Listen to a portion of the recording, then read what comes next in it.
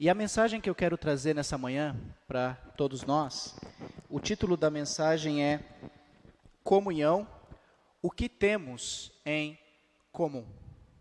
E eu quero começar fazendo uma pergunta para você, para começar a introduzir o assunto que eu quero compartilhar nesta manhã com a igreja. O que significa a palavra comunhão? Você tem ideia do que significa essa palavra, de onde ela veio? A palavra comunhão, ela deriva da raiz grega chamada koinonia. Koinonia é a palavrinha grega. E significa o quê? Significa relacionamento íntimo, onde todos têm um mesmo propósito. Acordo, coparticipação, aonde as pessoas têm coisas em comum. Então, comunhão nada mais é do que ter coisas em comum. E a partir desse ponto, eu quero fazer agora uma outra pergunta, e essa pergunta agora ela é um pouco mais pessoal. A pergunta que eu faço para nós pensarmos é: o que temos em comum? Será que nós, sendo cristãos, temos coisas em comum? Você tem alguma ideia se nós temos coisas em comum? E se temos coisas em comum, o que nós devemos ter em comum? Eu quero iniciar essa mensagem com um texto muito conhecido por todos nós, que está no livro de Atos, capítulo 2. Atos, capítulo 2. Vamos ver como os nossos irmãos viviam no primeiro século. Então vamos ver como era a vida dos nossos irmãos no primeiro século, em Atos, capítulo 2, versículo 42 a 44. Lá vai dizer para nós o seguinte: Lucas, autor de Atos, vai relatar os fatos da seguinte forma dos nossos irmãos. Ele disse: e perseveravam na doutrina dos apóstolos e na comunhão, no partir do pão e nas orações. E em cada alma havia temor, e muitos prodígios e sinais eram feitos por meio dos apóstolos. Todos os que criam estavam juntos, e olha que interessante, e tinham tudo em comum. Amém? Esse é o retrato de como os nossos irmãos viviam no primeiro século. O texto diz para nós que eles não tinham somente uma única coisa em comum. O texto diz para nós que eles tinham tudo em comum. Essa era a forma, essa era a comunhão que eles tinham naquele momento. A comunhão dos nossos irmãos do primeiro século era o combustível para o fortalecimento espiritual e para o crescimento da igreja. Irmãos, nós somos seres diferentes uns dos outros. Deus criou você de um jeito único, de um jeito especial. Todos nós fomos criados de forma única e especial pelas mãos do nosso Criador. Porque Ele, o nosso Criador, nos deu vida. Mas o que nós temos que entender é o quê? O que nos difere lá fora deve nos aproximar aqui como igreja. Dentro da comunhão, que é a igreja, devemos, como Paulo cita várias vezes em sua carta, devemos nos tornar um só corpo. E a igreja, então, sendo um só corpo, deve exercer cada membro deste corpo, os seus dons, para que a comunhão possa nos aproximar e não nos afastar.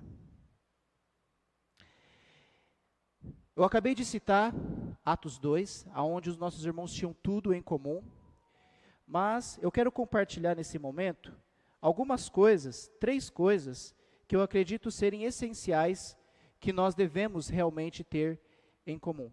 Já entendemos que devemos ter tudo em comum, mas essas 3 coisas, para mim, eu colocaria em primeiro lugar, assim, que nós devemos ter em comum, em pleno acordo, dentro da nossa comunhão. O primeiro ponto que eu quero compartilhar sobre o que nós devemos ter em comum é o seguinte. Primeiro ponto, devemos ter a mesma autoridade. Um texto muito conhecido por todos nós, 2 Timóteo 3, versículos 16 e 17, Paulo, inspirado por Deus, vai dizer o seguinte para Timóteo: toda a Escritura é inspirada por Deus e útil para o ensino, para a repreensão, para a correção, para a educação na justiça, a fim de que o servo de Deus seja perfeito e perfeitamente habilitado para toda boa obra. Temos que ter a mesma fé, irmãos. Temos que ter a mesma crença. Temos que ter a mesma doutrina. Isso tudo tem que nos unir em comunhão. E isso tudo tem a ver, como o próprio texto diz, a autoridade. Por quê? Porque quando nós não temos a Bíblia, a palavra de Deus como autoridade, na qual eu devo obedecer fielmente e deixar que essa autoridade transforme a minha vida, ou seja, quando isso não acontece, além de eu estar pecando, eu estou enganando a mim mesmo. Irmãos, se não tivermos isso em comum, já vamos começar a viver o nosso cristianismo de forma errada. Além de nós não estarmos vivendo da forma como Deus quer, vamos viver do nosso jeito. Então, por isso, nós devemos ter a palavra do Senhor. Isso tem que nos aproximar em comunhão. Isso tem que nos tornar um só. É como naquela brincadeira, não sei se você já brincou, de uma brincadeira chamada cabo de guerra, onde cada um quer puxar a corda para o seu lado, e aquele que puxa até o meio lá vence. Se isso acontece dentro da igreja, se cada um quer puxar a corda para o seu lado, nós vamos perder a nossa essência. Porque compartilhar a mesma fé e ter a Bíblia como autoridade não é uma guerra. Isso é um fato bíblico que faz parte do plano de Deus, para que nós tenhamos uma comunhão saudável. Ou seja, devemos todos estar no mesmo lado. Isso tem que nos tornar, isso nós temos que ter em comum, a mesma palavra. Outro ponto, segundo ponto que eu quero compartilhar é, além de ter autoridade em comum, nós também devemos ter outra coisa importante em comum, que é o mesmo Deus. Paulo fala em Efésios 4, versículo 5, há um só Senhor, e aí ele continua, uma só fé, um só batismo. Quando Deus deu a lei ao povo de Israel, Ele deu uma ordem importante. Em Êxodo, capítulo 20, versículo 1 a 3, ele diz: então Deus falou estas palavras para todo o povo: eu sou o Senhor, seu Deus, que o tirei da terra do Egito, da casa de servidão. Não tenham outros deuses além de mim. Irmãos, através da nossa comunhão, devemos ter o mesmo Deus que nos governe, na qual nós prestamos culto. Estamos aqui prestando culto para esse Deus. Quando professamos o mesmo Deus, isso vai nos unir, porque Deus é o nosso Pai amado, que nos ama, e Deus deseja que os seus filhos vivam em comunhão. Afinal de contas, como já estamos falando aqui há algum tempo sobre comunhão, a comunhão sempre fez parte dos planos de Deus para a sua igreja. E quando temos o mesmo Deus, quando professamos o mesmo Deus e quando temos o mesmo Deus em comum, nós não vamos buscar outros deuses que preencham as nossas vidas para que possamos viver a nossa vida do jeito que nós queremos. Mas quando nós professamos o mesmo Deus, quando nós compartilhamos o mesmo Deus, pode ter certeza que a nossa comunhão tornará ainda mais forte.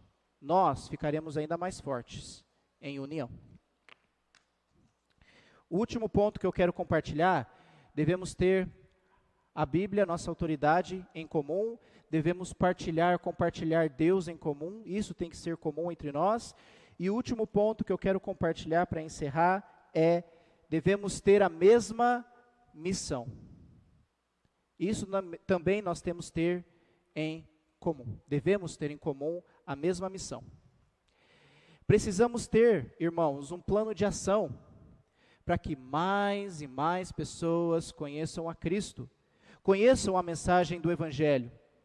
Ninguém aqui é cristão sozinho. Somos um corpo com muitos membros. E cada um tem os seus dons, para que juntos, através da comunhão, possamos cumprir a missão de Deus. E qual é a missão que Deus deu aos seus discípulos? Pregar o Evangelho a toda a criatura. Temos que ter a mesma missão, o mesmo foco, o mesmo objetivo. Senão, a igreja fica desorganizada. E se isso acontece, a igreja não vai ter um crescimento saudável. Ou seja, irmãos, devemos sempre trabalhar juntos. E como podemos trabalhar juntos? Seguindo as instruções deixadas por Jesus. Então, qual foi a estratégia que Jesus deixou para que juntos, em comum, em comunhão, possamos cumprir a missão dele? Em Atos, capítulo 1, versículo 8, Jesus deixou a sua estratégia para seus apóstolos. E agora, nós fazemos parte dessa missão, de continuar pregando o Evangelho a todas as pessoas. Atos capítulo 1, versículo 8, Jesus fala para os seus apóstolos, mas vocês receberão poder, ao descer sobre vocês o Espírito Santo, e serão as minhas testemunhas, tanto em Jerusalém, como em toda a Judéia, Samaria e até os confins da terra. Então, essa foi a estratégia, irmãos, deixada por Jesus, para que o Evangelho pudesse alcançar todo o mundo. Os apóstolos deveriam começar em Jerusalém, pregando ali. Depois, eles deveriam alcançar o estado da Judéia, pregando a mensagem do Senhor. Eles deveriam incluir também a região da Samaria, para partilhar o Evangelho também aos samaritanos. E, finalmente, depois de tudo isso, eles deveriam alcançar até os confins do mundo, para que o Evangelho pudesse chegar. E chegou até aqui, até você. Você teve a oportunidade de ouvir o Evangelho e aceitar o Evangelho.